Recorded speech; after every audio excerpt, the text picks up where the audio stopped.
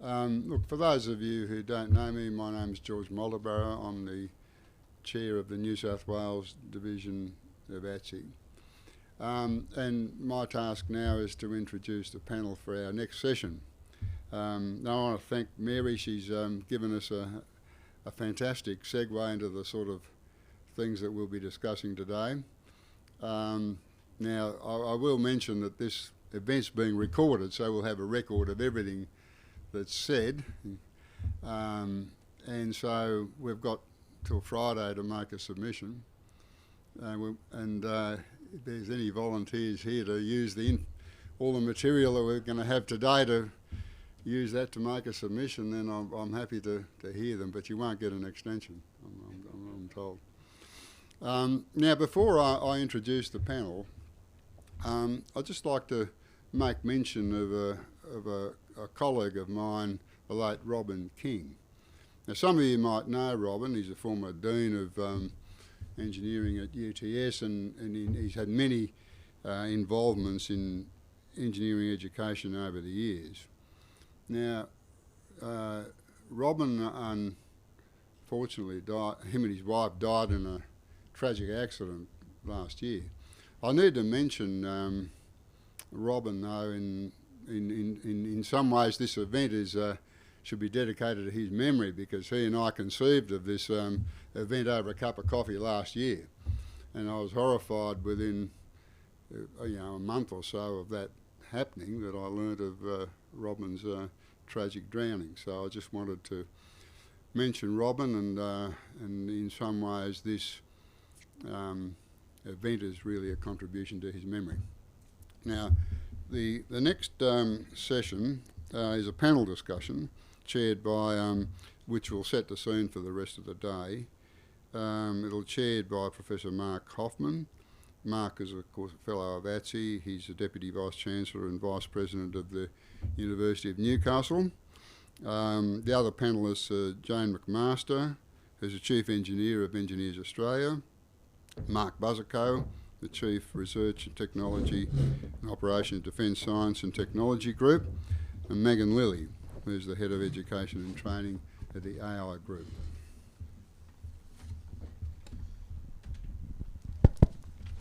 Thanks very much, George, and thanks very much for doing an introduction.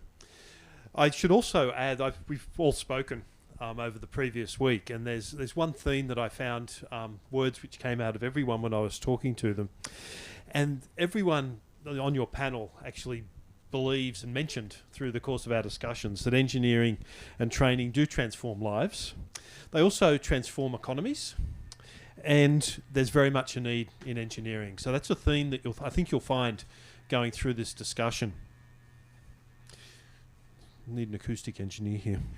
The way I'm going to run the session is we've had some questions which we've been talking about, and then I might just ask, there's a timekeeper with a sign down the back I heard, if they could make sure that if we're still talking 20 minutes from the end that they let us know, because I want to make sure we've got time for questions from the floor.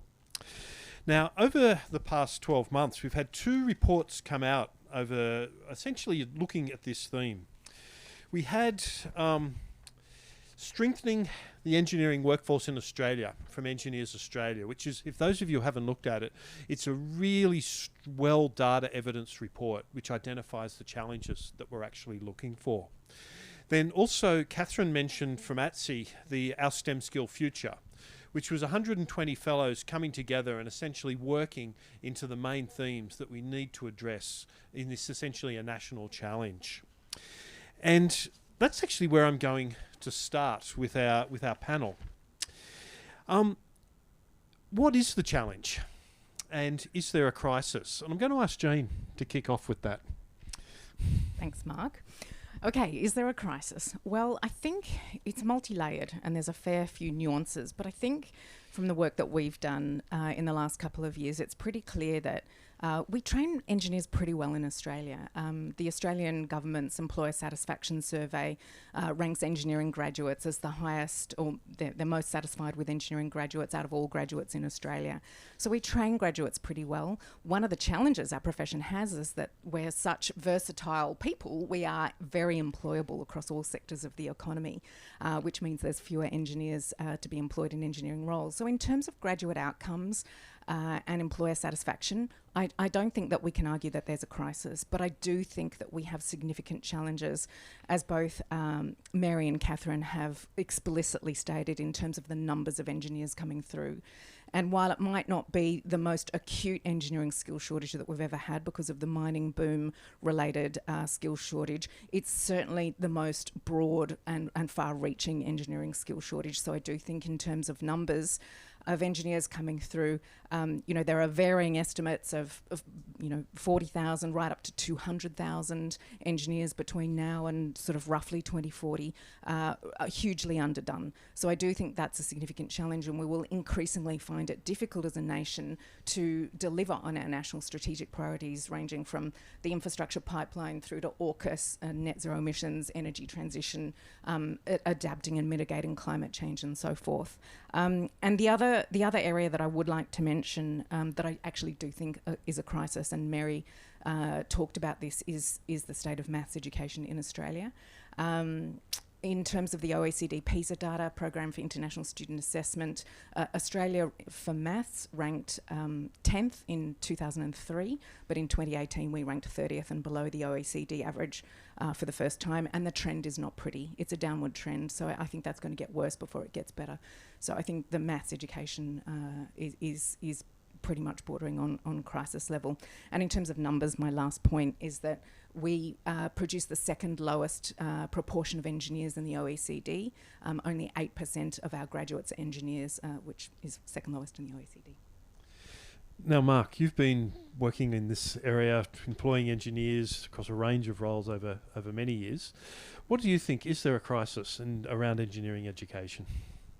Yeah, so the word crisis is probably the sticky one in that question. And I think about the kinds of crisis engineers are trying to solve for. So climate, delivering on big ambitious goals like hydrogen, hydrogen economies, thinking about some of our challenges, be it in public health issues, be it in creating a space economy here in Australia. And then to your point, and you've stolen a lot of the good stats about the pipeline, but the pipeline effect, the pipeline is weak and it is very leaky at all different stages, from higher education into university sector, and then into the university sector into employment, and then being sticky in employment and staying in those roles long term. So the challenge we've got is from the very early stage of I'm going to say teen years through to university and then into the workplace. So the challenges that we've got are how are we providing for a workforce to encourage people to come and join the profession, where a workforce looks like the actual public itself, both in terms of diversity of experiences, gender as well. And I think we've got the challenge of, for many of our children, thinking about subjects in high school and then into university is, can you see what you want to be in the workforce? Do you understand what the subjects might be that you need to consider in order to work? Do you know what degree you even need to do that role that you've heard about or been told about? So I think we have got a crisis in the sense of there are big national challenges that need engineers, and we haven't got the supply-demand graph. We've got a scissor diagram at the moment of demand heading in one direction and supply heading, unfortunately, in the other. So from that perspective, I think there is a crisis.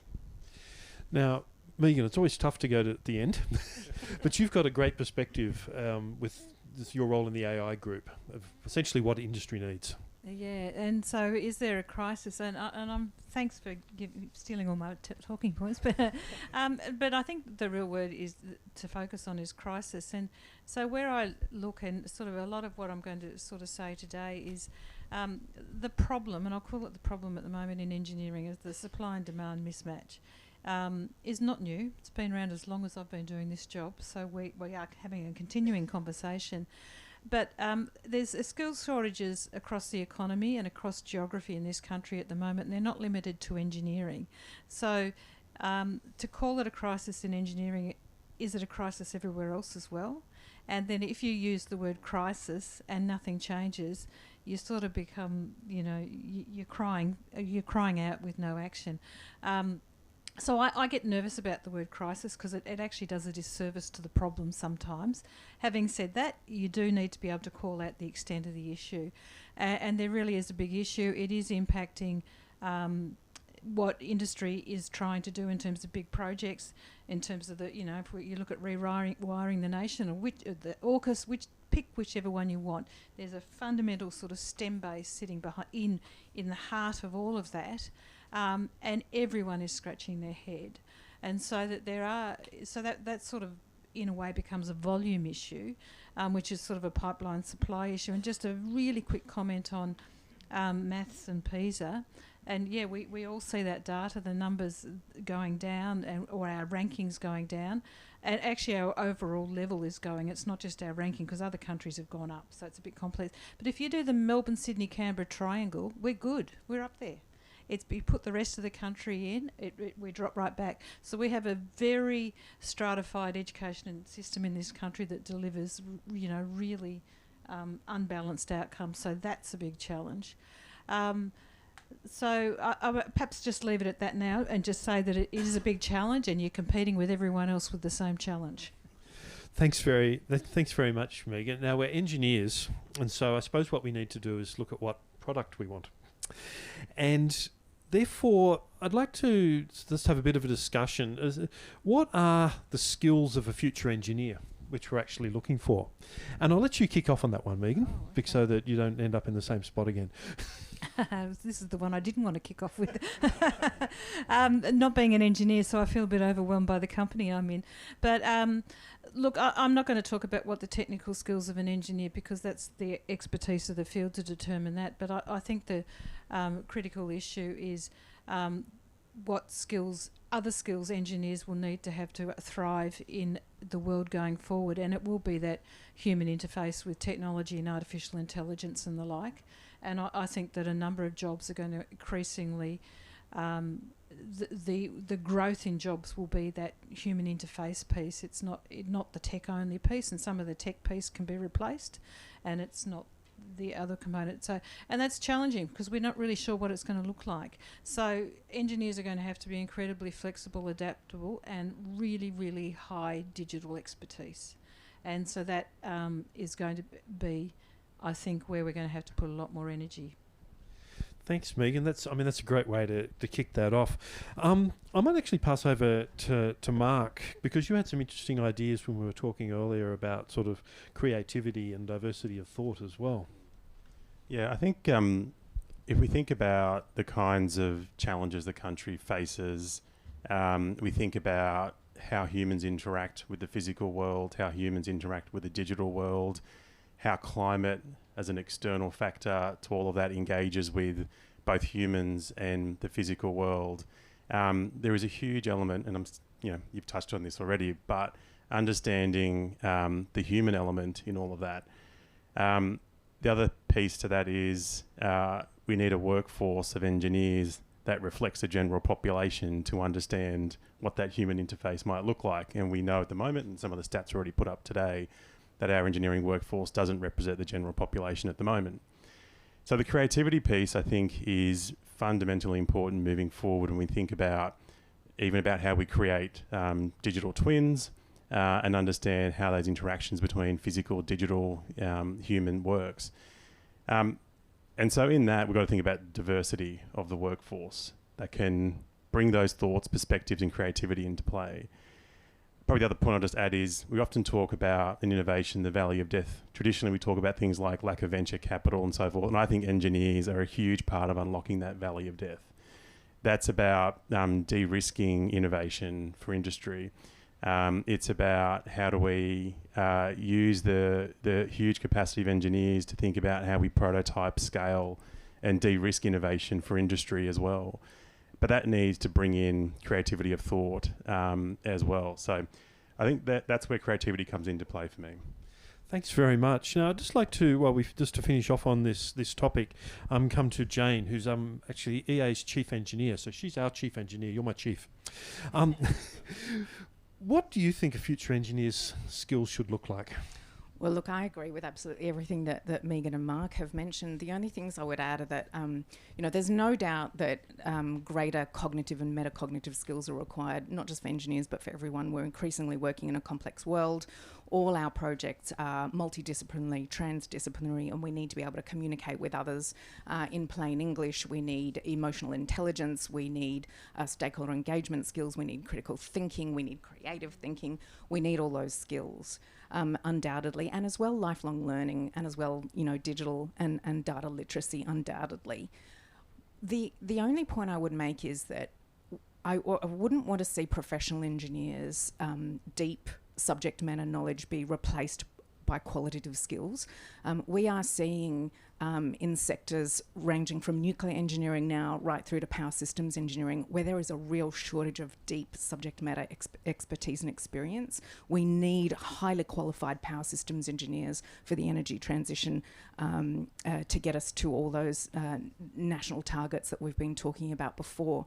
So part of an engineer is that deep subject matter knowledge and experience, and we need to think carefully about how we structure our engineering education programs to strike the right balance through work integrated learning and other avenues between deep subject matter expertise and those sort of meta cognitive skills and social skills that we know that we need to. Thanks very much. Now, the next part of we've talked about our crisis and what we're looking for, and the last word in the topic of our symposium today is averted. Now, I think then we need to be looking at, should we be training engineers differently? I mean, there's lots of definitions of insanity, and one of them is you just keep plugging away at what you're doing and things keep going backwards. And so we do need to do we need to be training engineers differently? And this is something for both universities and employers. And of course, how do we make more of a collaboration in this regard? And I might kick off again with you, Megan, on this. You had some interesting points when we were discussing. Yeah, so well, I agree with you. Just trying to do more of what we're already doing won't really deliver much. We'll just keep having the same conversation, which would be very nice, but not really the point. So Mary touched on it before about broadening the cohorts that you reach and bringing them into the pipeline. But that's going to be a really hard, long piece of work, really important piece of work, but no quick wins there. So I think that there are a number of things that can be done in terms of how you actually alter what the experience looks like, particularly the learning or education and training experience. And I know I'm jumping a bit into the next question, but it is about what are the models of learning and how you actually engage them. So sorry I'm jumping ahead, Mark, but like we've been working with BAE Systems on about 2 or 3 different higher apprenticeship projects at the moment. And so in Australia, we're about the only country in the world that defines apprenticeships as the trade. So we have foolishly narrowed the concept. We're talking about being employed while you get a formal qualification. So with BAE Systems, we're looking at systems engineering and we're looking at software engineering in Adelaide. They are degree apprenticeships, not degree apprenticeship projects. But just by example, in the UK they run it. They started off working with one university. They've now got a sustained partnership with 5 universities over a very long period of time. They take in 400 at the beginning of each year into this systems engineering degree apprenticeship. They get 12,000 applications for those 400 positions, getting a bit carried away here.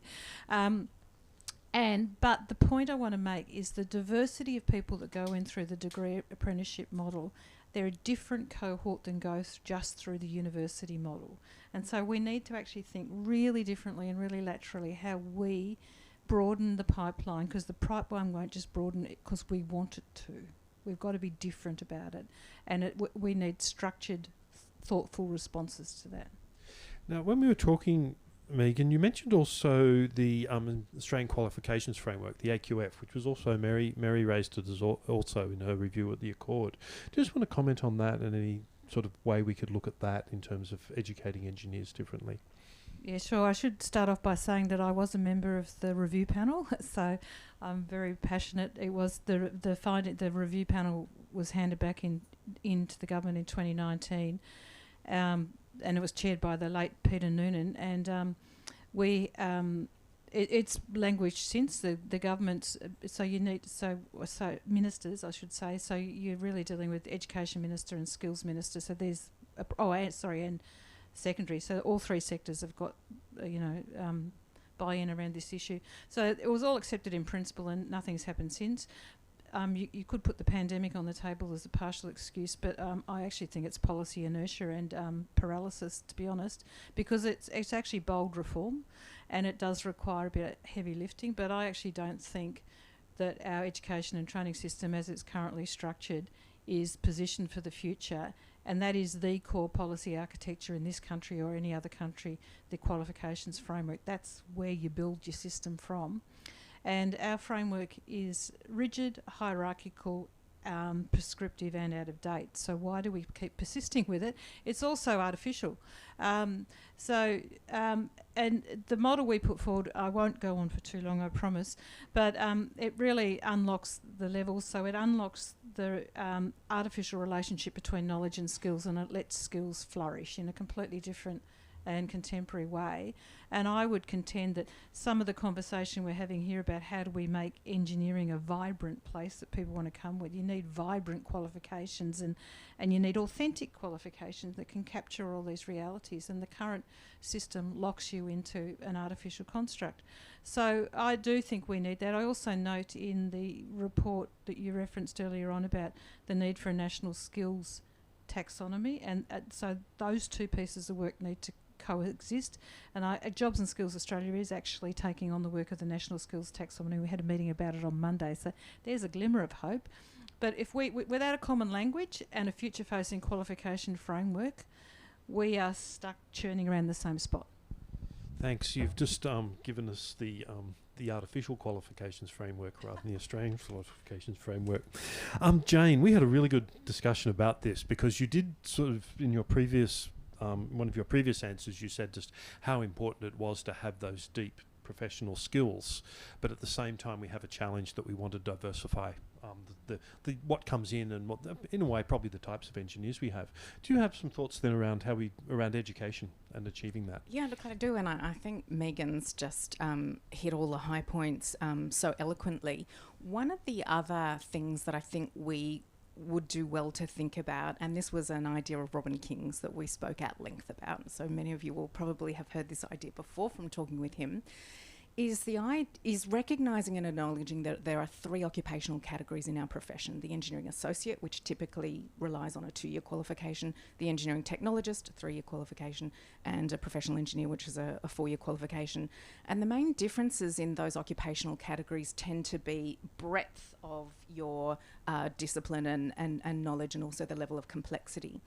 I think there's a presumption from industry that a lot of engineering work needs to be done by professional engineers, and I think we need to challenge that. There's a bit of a supply and demand dynamic going on in Australia where we don't train many technologists, especially in Australia, but there's also not as much demand. And I think that probably stems from a low awareness of those two occupational categories. It doesn't take as long to train associates and technologists. So I think we need to get the word out to industry that there are three occupational categories in the engineering profession. Let's think about the nature of the work that needs doing.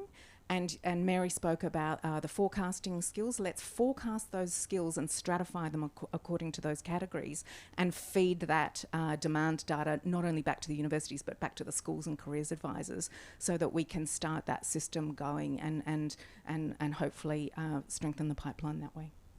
Mark, you had some ideas on this as well.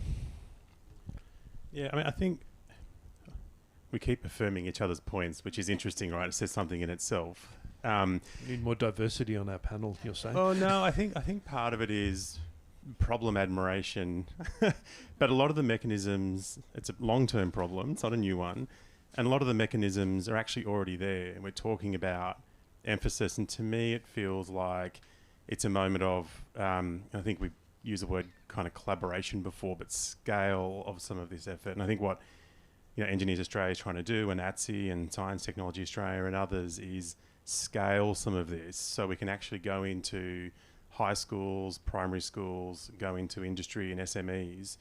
And instead of talking about 1 or 2 scholarships here, or we might have 1 or 2 placements here, is actually we need to grip this up at a national level in a way that it's almost an engineering moonshot in itself, right? And lots of great intentions, and we do a lot of work with Engineers Australia and ATSE and STA and others. But I wonder about the opportunity to actually truly do something at much larger scale. I think if you look at our industrial context, we're an industry of SMEs, and the absorptive capacity to attract engineers, provide for exciting career-long opportunities in that organisation are really limited. It's not a negative, it's our reality. So what can we do as a country to collaborate at a different scale? And I know that some of our collaborators overseas, when they come over here and they look even at our organisation, they're kind of envious, and they say, you kind of do some really innovative stuff because of your scale. You're able to move quicker and you're able to collaborate. So I'm wondering about how we can have a kind of Team Australia moment here and do something at scale that truly looks exciting for people no matter what stage of the pipeline they're in. That's actually leading us really well onto, I think, the last part, which is the meaty part of our panel discussion, which will then we'll go to questions. And what are the bottlenecks to addressing all of these things that we're trying to do, and what do we need to do to address them? Something that came up interesting when we were discussing is at the moment we have essentially a 4-year full-time degree to become an engineer. Now that locks out a lot of people. If somebody's been working for a while, to then sort of drop your job and come back and work full-time for 4 years is very difficult. People who sort of, with the cost of living, it's very difficult for a lot of people in equity groups to come and study full-time. That's just one, and you've also mentioned a number of other challenges that we have to actually addressing this. So I'm going to go sort of give each of you an opportunity, and Mark kicked it off quite well, but I know you've got some more points also.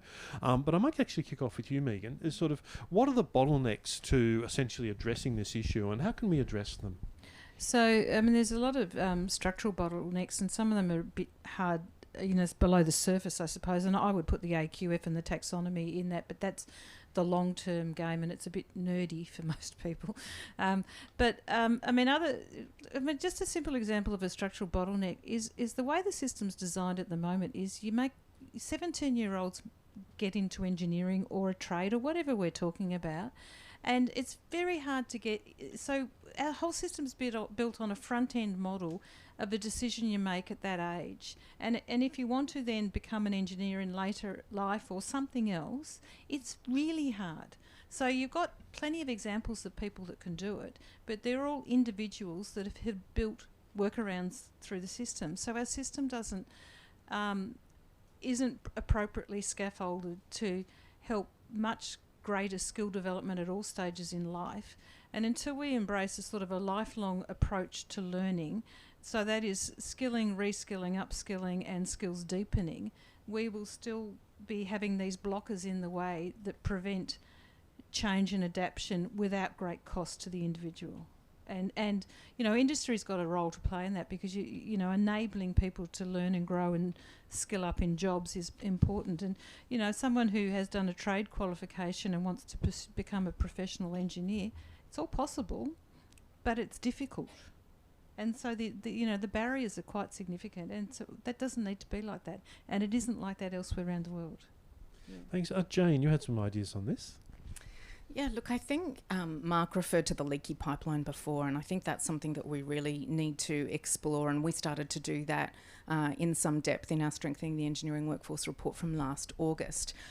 We are an employable profession. Only around 60% of qualified engineers work in an engineering role, and that's not necessarily a bad thing. We like engineers working across all sectors, but in a time where there is a supply and demand mismatch, perhaps we need to be thinking about retaining engineers in the engineering workforce for longer.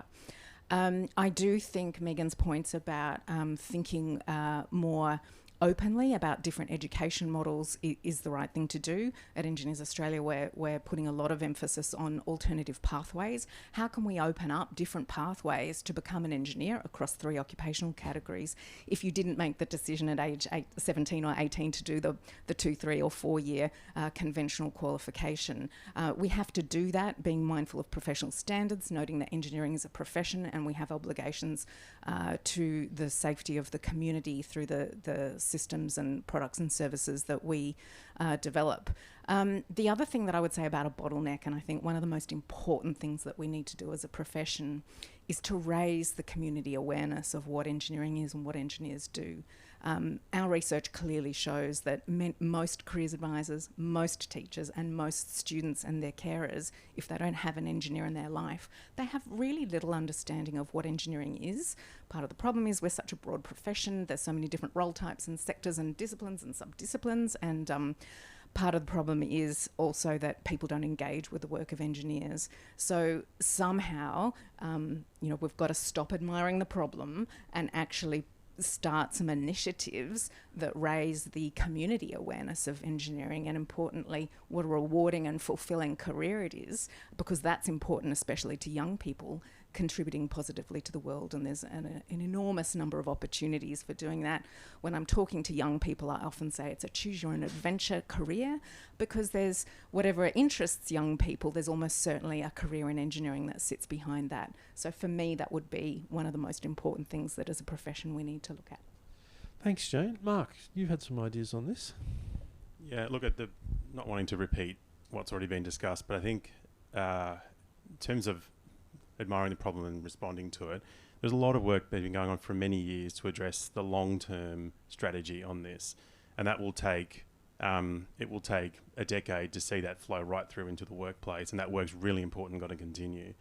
If I look at bottlenecks in the short term, so short game, I think there's 2 I'd touch on. One is, and I won't repeat what James has shared, but I think that piece around going into first year of a bachelor degree, how do you give people an opportunity to be exposed to what an engineering experience in an organisation looks like? We've talked about cadets and cadetships and work integrated learning and other pieces, but I know for some of the young engineers in where I work, they were the real theme there is they were hugely excited because they got exposed to an engineering workforce, what the opportunity looks like really early, and it wasn't about necessarily the soft landing into the organisation. It was actually seeing what they could do with the qualifications they were getting. So I think the bottleneck around, I don't know if it's a bottleneck when it's a leaky pipe. I've got my euphemisms mixed up, but effectively, how do we make sure that we're keeping those students going into undergraduate degrees really connected to the opportunity? I agree, it's good to have them going into other qualifications. More engineers in boardrooms and all those things is really important, but how do we also make sure that we're really, in the short term, the other 40 or so % are actually going into those because the crisis is real. The other one I'll just quickly touch on is migration. The stats out of a lot of the Engineering Australia work around the fact that we have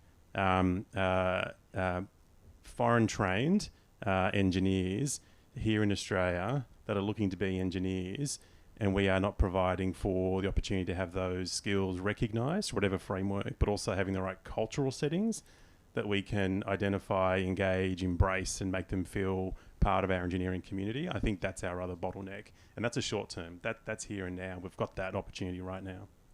Thanks, Jane. Thank you, Mark, for raising that. The skilled migrant challenge, our overseas trained engineers, is a huge opportunity, actually. Only around half of our overseas trained engineers are employed in an engineering role. So we have thousands of trained, qualified and recognised qualified engineers in Australia already looking for engineering work. And hearing the stories of some of these people really does put goosebumps on your arms. There was just one other thing that I wanted to say, and it's momentarily escaped me. We'll come back to you.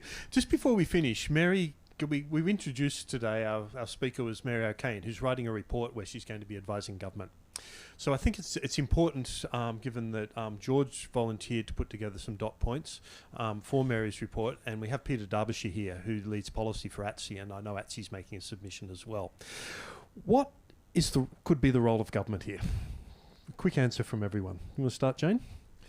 Oh, look, I think in terms of engineering, I think government has to ensure that it's funded properly. The Jobs Ready package resulted in overall decrease in funding for engineering spots. That seems to be at odds with what we're talking about here today. So that's one thing. I think another thing Australian government needs to be mindful of are what overseas countries are doing. Megan made the point earlier that engineering is competing with other vocations and professions. Australian states are competing with other states, and Australia is competing on the global stage. We have the American Inflation Reduction Act, which we're just starting to hear is having an impact on Australian engineers going to the US because of the financial incentives to be employed over there. And I did remember my other point, which was around retention of engineers in the engineering workforce. We lose a lot from as early as first year, second year and third year university to banks and management consultants.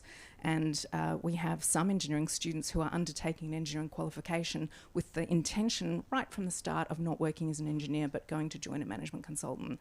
I was one of those 30 years ago, went to work for a management consultant as a graduate because I was lured in by the slightly higher starting salaries and, you know, very polished pitches, and they're even more polished in the 30 years that has ensued since. So we just need to be mindful that we're competing with other sectors and they're serious players. Yeah, so government does have a really important role, but so does everybody. So you don't want to look to government for the answers, but you want to look to government to be a partner in the solutions, I suppose. But back to my earlier point, I mean, I do think that the government really does sort of drive the policy architecture of any education and training system. And as Mary pointed out earlier, I mean, the policy, I've never seen so many policy balls in the air at once that we've got at the moment. So whilst that's daunting, it's an enormous opportunity to actually confront some of this stuff. And the one thing that Mary was talking about was the integration of the higher education and vocational education sector. So we really do need to embrace the notion of a tertiary education sector. Government has to help that. That won't happen any other way. But it's not about higher ed subsuming vet. It's about coherence and connections between the sectors, because we need to value vocational all the way through and the other, you know, so all of that. But I think funding is a big issue, and until we get a properly funded tertiary sector without the distortions, and also, you know, like funding we talked about that, well, you know, students being paid. So there's the funding piece, there's the policy piece. I think they're the main areas that government's got to help with, and then from there we build the industry and university or tertiary sector collaboration to deliver some of these outcomes. Yeah, so two parts. I think of government as you said, creating the policy architecture and the programs that support a lot of what we've talked about. So I think we've talked about that today, but I think the other one is government as an employer of engineers. They're a huge employer of engineers from local, state and federal level. My own organisation employing thousands across a whole series of different kinds of engineering professions. And so I think we could be leading by example. We have the scale and capacity to as we talked about earlier, create the gripping up of some of these activities. And so from my own organisation, we think about how we work with ATSE and EA and others that small to medium enterprises will find difficult. We're at a scale that we can actually lead by example. So I think of it in two dimensions, the policy piece, but as an employer, we should be leading by example. Thanks very much. Now, the panel's been great. In fact, we're right on time. And so let's extend the discussion. I can't quite read that one. Let's extend the discussion out to the audience. And a discussion has started with questions. So I'd just like to encourage the audience to focus on questions, and let's get a bit of a discussion around those. And we've got a roving mic. So I think Bronwyn's got the first question.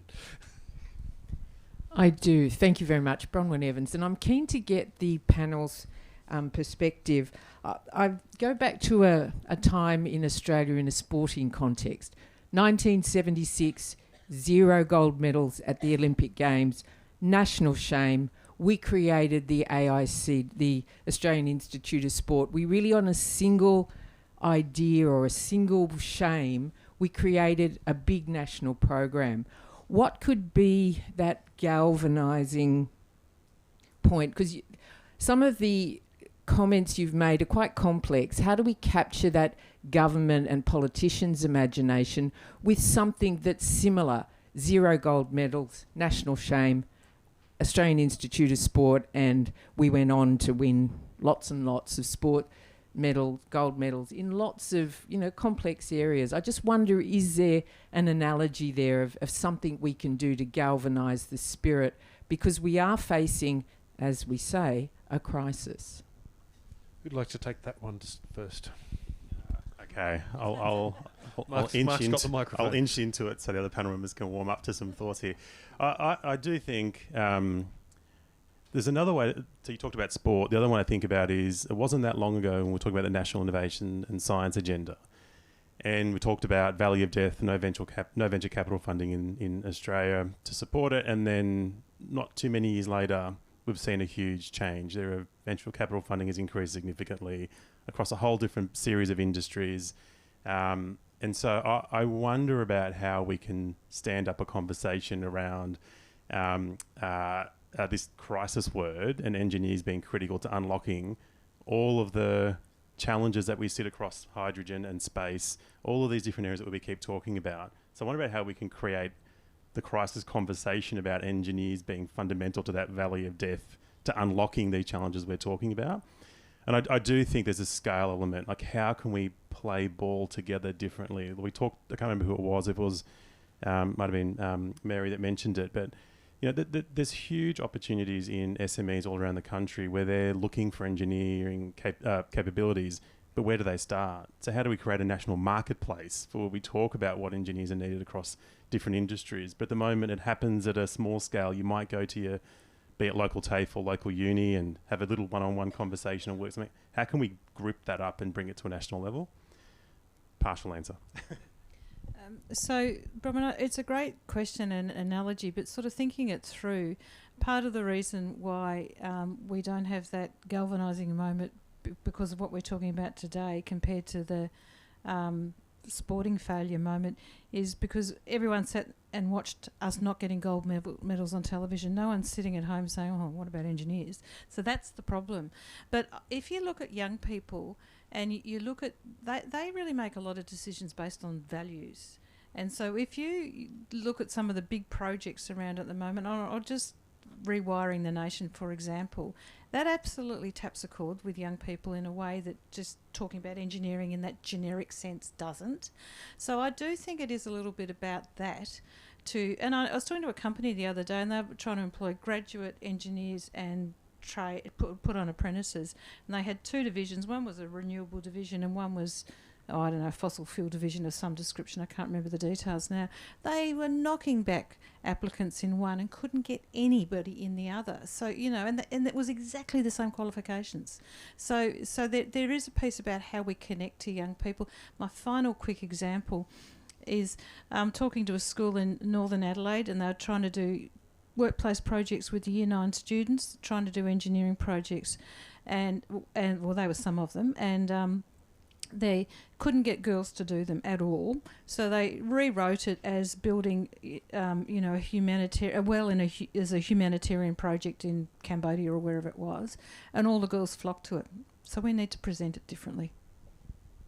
Bronwyn, nothing would make me happier than a Matilda's moment for the engineering profession, so let's keep thinking about how we could make that happen. I do think that there are pockets of people telling stories better about our engineering profession. The Clean Energy Council and the Electricity Efficiency Council are working together on a grant from Boundless, for example, on how to attract more people to the clean energy and energy transition. The other point that I would make is that I'm having a conversation, and if anyone in the audience is interested today, please get in touch. We're kicking off a conversation about what guidance we can and resources we can provide engineers to help them communicate the value of engineering in economic terms and in terms of societal value better to policy and decision makers, because a lot of people feel that this is one of the sort of limiting factors of our profession. So I'll be hosting a plenary discussion at the Climate Smart Engineering Conference in Melbourne in November, and that will kickstart what will be a time-bound period, because we want to get something out there to enable these conversations, fairly quickly. So please do get in touch if you're interested in that. Thanks. Now, I noticed Peter's had his hand waving. Thank you, Mark. I love today, and Megan, it's ages since you and I have talked about some of the topics of getting young people coming through. Bronwyn has put put up the great challenge, which everyone's on about, gold medals, the Olympic game analogy. And I'm going to write about 10 aspects onto this assessment. But the one that I think we've got to start with is getting the 7, 9, 10 aged school students mentored by good engineers that have broad across all aspects that inspire. They're not too dry, that they can go into schools and they can talk about what engineers do with examples, and it's so easy to build a package up that we as engineers could go to schools and do, getting volunteers that do it, that for people that are retired or semi-retired and good, they can inspire these students. They know about the money that you can earn or the fun you can have and the passion that you can have as an engineer, all of these things. And I think we've got to get a format and a plan, and we can introduce it, but it has to start with young kids at school. So Peter's raised the point there of the school system, the pre-university, the pre-tertiary system. Does anyone have any comments about that? Brief. Oh, look, very briefly, it seems remiss that we haven't addressed that part of the challenge until now. I think most of us in the room are aware that young people form their views on how good they are at maths and how inspired they are in maths and science from quite a young age, and that's absolutely a critical part of this whole system that we need to address in terms of how kids are taught and how we inspire them and what we inspire them with. I'll leave it there. I'll be really brief. Start in primary schools. Some great programs already in place. Science mathematicians in schools. ATSE has kits in schools. There are a lot of schools around the country. How do we scale that and make it easy for teachers who might not have a STEM background to be able to echo this message that we're saying today? No, Peter, you've had your go. We'll give our president a question, and then we'll go to John.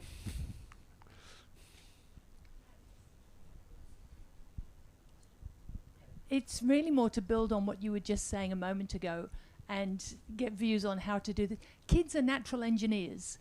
Kids in primary school and at kindy are building things in the sandpit. They're making cubbies. They're using Lego. How do we stop them losing that natural curiosity about how to build stuff? Because it is absolutely intrinsic in their nature. So how do we stop them losing it rather than having to find it from scratch? We tackle it from, there's a piece of work that we've been doing and tackling it from two different angles. One is see the tasks this person undertakes every day as part of their job, which might be, building a cubby at a whole different scale. That gets young students interested to say, oh, that's what I need. I need an engineering degree to get there. Well, what kind of engineering degree?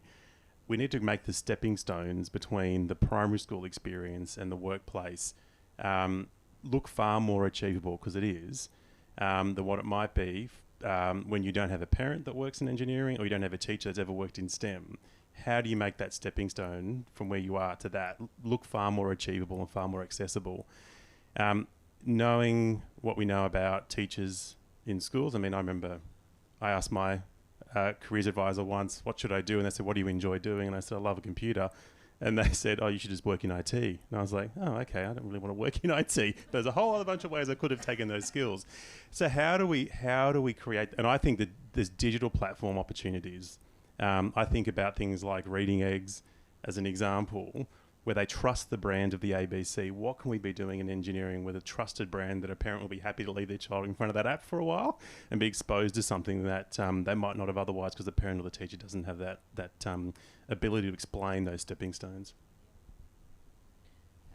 I'll just quickly say that a lot of schooling, unfortunately, doesn't encourage creativity and curiosity in young people. As they get older, they sort of seem to express it less. Yeah, it's a piece of that. That's what I'm really trying to say.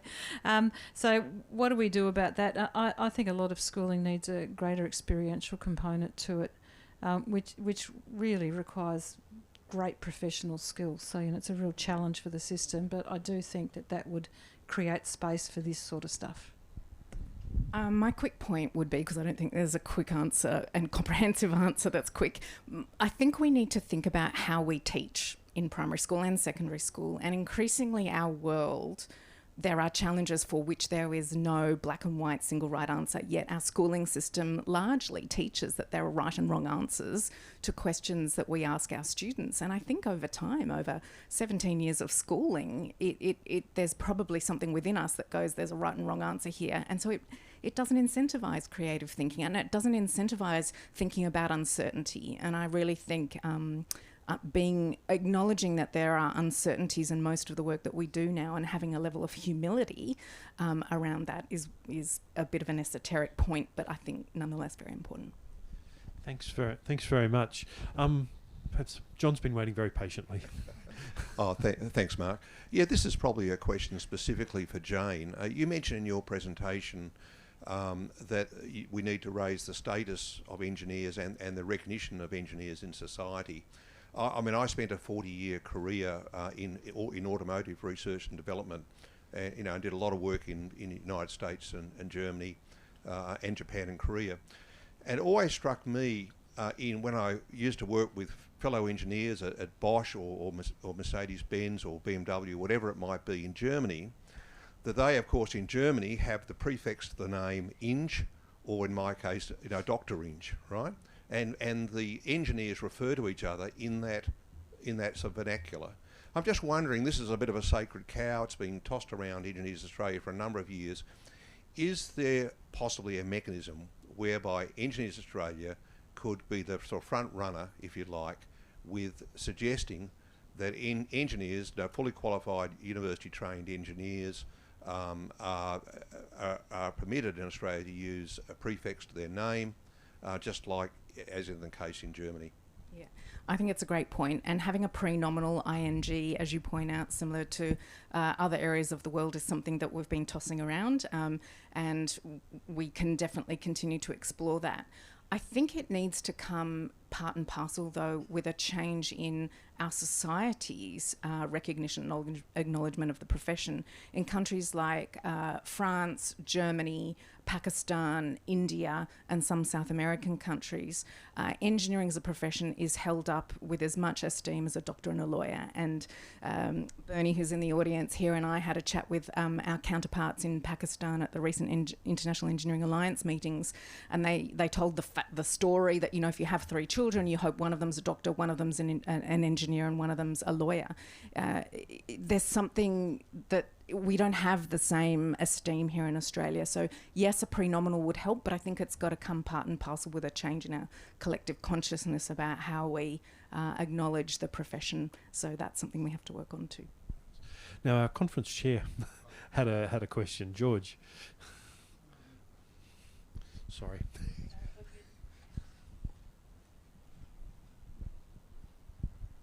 Thanks, Mark. We've sort of so far concentrated on the engineering profession, the education sector, government. When I think about those sectors of the economy that are technology exposed, what is business doing? I mean, where are the animal spirits here that are supposed to look at problems and then come up with solutions from guided by a profit motive or even self-preservation? I mean, where are we seeing that? Let's kick off with Megan on that one. Thanks. Yeah, look, it's a good question. I mean, well, business is busy surviving at the moment, to be honest. But I mean, I think the business challenge, there's a couple of opportunities, I suppose, that there's just so much forward work that will require what we're talking about today. So everyone needs to rise to that occasion. But business is a really important place for a lot of what we're talking about today. So work integrated learning doesn't happen without business. Cadetships don't happen without business. And a lot of the other things we've been talking about. But but I think, I think you made the point earlier that Australia is really largely an economy of SMEs, and I don't think SMEs are sufficiently equipped to be really strong places to support learning. And I think as a country, not limited to engineering, but absolutely exemplified in engineering, is that we need to build up the learning infrastructure within the workplaces, companies, to actually drive forward many of the things we're talking about. And that's where the challenge is, and that's what we need to rise up to. Mark, you mentioned the government is a big employer of engineers also. Yeah, I mean, and they have the benefit of scale. And yeah, I come from the biggest department in the country, so scale is something that we can lean into. But even within our own department, we have a STEM council chaired by the Chief Defence Scientist, and we created a conversation around: are we even working at scale, or are we reflective of the broader challenge in the system and working independently? And we largely are. And so a lot of the work we're doing at the moment is how do we grip up all of these combined efforts, because together at aggregate it's significant, but individually we're all disappointed with the outcomes that we're getting. So noting the SME challenge, because it is a real one and it's broader than just engineering, what frameworks can Engineering Australia or ATSE or others wrap around SMEs to support them to make it easier to absorb, engage with engineering professionals? This isn't a criticism of any of the bodies. This is actually just, I think, an opportunity given our industrial context. And as I said, it's not unique to engineers. Thank you. Now, we've got time for one more question, and I'd like to pass it to one of our leading national engineering educators and innovators, Sally Mail. Thank you. My question actually follows very, very closely to the previous questions and comments. We've heard about the inputs to the imports being graduates and migrant engineers, and I'm wondering whether we need to, the picture I'm getting is we've got migrants and engineers coming into a system which is the engineering workforce, but the picture I'm also getting, because we're not having the graduates, very low percentages of people with engineering degrees working in engineering and very low percentages of the migrants with engineering degrees working in engineering, is perhaps there's a not inclusive access to the developmental opportunities that actually are the entry point into a career as an established engineer. And maybe it's scalable things like Mark's been talking about, but would anyone like to comment on that and what we could do about that? Sally, thank you. I think that's another point that we haven't spent much time on in today's conversation, but it's really important. And we are hearing conversations all the time about the need to have more inclusive environments, both in the higher education sector and also in the workplace. And it goes to the churn factor. One of the other points that we haven't spoken a lot about today, but which is really important, is how long people stay in engineering roles and how quickly they move on and how much corporate knowledge and experience are they truly getting. In terms of women in engineering, I think that's inclusive environments is particularly important, both at the education stage and at the work experience stage. While the percentage of women who are working in engineering roles has risen from 12% to 14% based on the latest census data, over 70% of women engineers in Australia were born overseas. Now, that in and of itself is not problematic, but it does point to the fact that we are not inspiring young Australian girls to consider a study and a career in engineering. And I think inclusive education places and inclusive workplaces is a really important part of that. It's something that we're working on and keen to keep doing. I don't know that I've got much to add on today. Do you want to add to this one, Mark? We talked about this earlier. Yeah. It's a little bit of the elephant in the corner, right? I know in our workplace, we just in the last couple of days had our staff survey results come back in, and we have a real gender challenge in our workforce. Very proud of the percentage increase, but when you look at the base we're starting from, we should be achieving far more. And what we looked at in the results was a really engaged workforce. People very excited. And when we peeled down the levels below and we looked at inclusive workplace and view of leadership, we have a couple of challenges. And part of that is how we're also training our early and mid-career engineers to become leaders as well, to create the right environments for future workforce, which doesn't look like the workforce they came from. It looks different in terms of gender balance, in terms of creativity, in terms of inclusive workplace. So we know we have the data to say we need to change and do something different there, because if we can't create the workplace that particularly young girls in high school want to be in, then we're never going to be able to attract them into the high school degrees, into the university degrees, and then into the workplace. So it's that the comment I made earlier. We've got to be able to create for people a view of what it means to work in our workplace, that they can see themselves in it. And we know we have a long way to go. And I think there's a big piece in there around engineering leadership, and what does that look like, and how are we supporting that. Megan? Seeing I'm from an employer association, I think it's important to make a comment about the workplace. And so I agree with everything that's been said. And inclusivity, I'd put disability, all sorts of other things in there too. And I was intrigued in the Accord report. They actually, the number of students with a disability completing degrees has gone up enormously since the pandemic. It's because online's enabled access. So we need to so that's a success story. With this digital world that we're all in and whatnot, it actually should enable some people that have been blocked out to participate. So we should think about that differently. But the other point I'd make about gender, we've got an incredibly gender segregated workforce in this country, compared to other countries. And unless you get critical mass in a workplace and actually build the culture from a different critical mass, it's a very difficult position to put people in. And we need scaffolding post that entry graduate type thing, throughout their career, if we want them to stay and thrive. Thanks very much. It was a great final question. I think we've got some great answers there, which were addressing how do we avert it. Could you please join me? It's been a great discussion in thanking Mark, thank Megan, and thank Jane.